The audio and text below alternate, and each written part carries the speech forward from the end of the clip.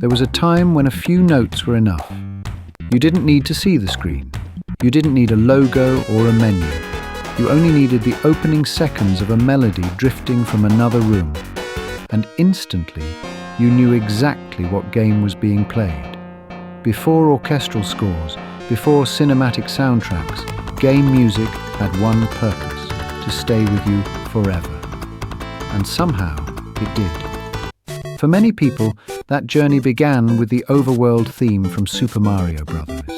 It wasn't complicated music, it wasn't dramatic, but it created movement. You didn't walk slowly when that song played. Your hands moved faster, your jumps felt lighter, and every coin felt part of a rhythm that never stopped.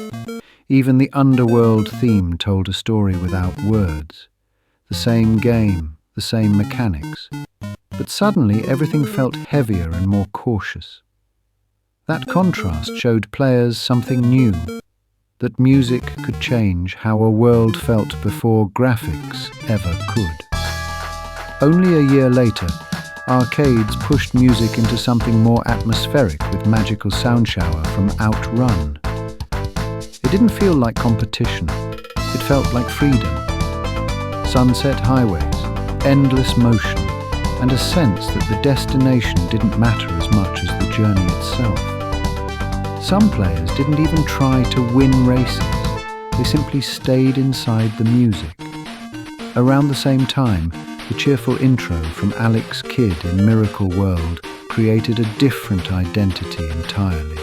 Bright notes, playful melodies, and an energy that felt optimistic even when the game itself was unforgiving. That contrast is part of why it stayed memorable. When adventure games began to grow, the overworld theme from The Legend of Zelda gave players something new, a sense of journey. It wasn't just a background loop, it felt heroic. You weren't rushing anymore, you were exploring. That melody created the illusion of a much bigger world than the hardware could truly display. Arcades continued evolving with titles like Golden Axe, where the wilderness theme felt bold and dramatic. It gave combat weight. Every swing of a sword felt part of a larger story, because the music sounded heroic rather than playful. The late 80s also saw consoles experimenting with atmosphere. The opening theme from Sword of Vermilion felt slower and more mysterious, hinting at a larger narrative before most players even understood what role-playing games truly were. At the same time, the relentless urgency of Dr. Wily's castle from Mega Man 2 pushed players forward without mercy. That melody wasn't gentle, it felt like a countdown. Every loop increased tension, turning the final stages into something unforgettable. Sega's identity continued forming with the main theme from The Revenge of Shinobi. It didn't sound playful, it sounded cool.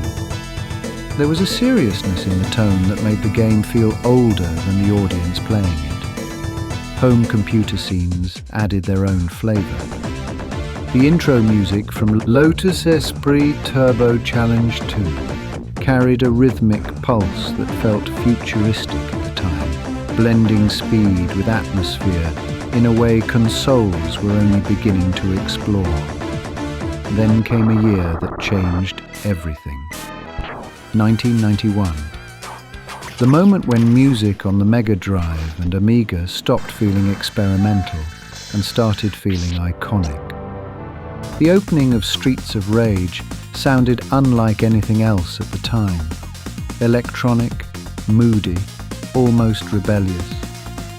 It didn't sound like a children's game. It sounded like a late-night city.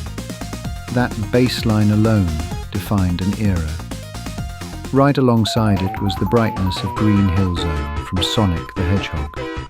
Fast melodies, uplifting tones, and an energy that made players move before they even realized it. Music wasn't just following gameplay, it was leading it. Some games took a darker route.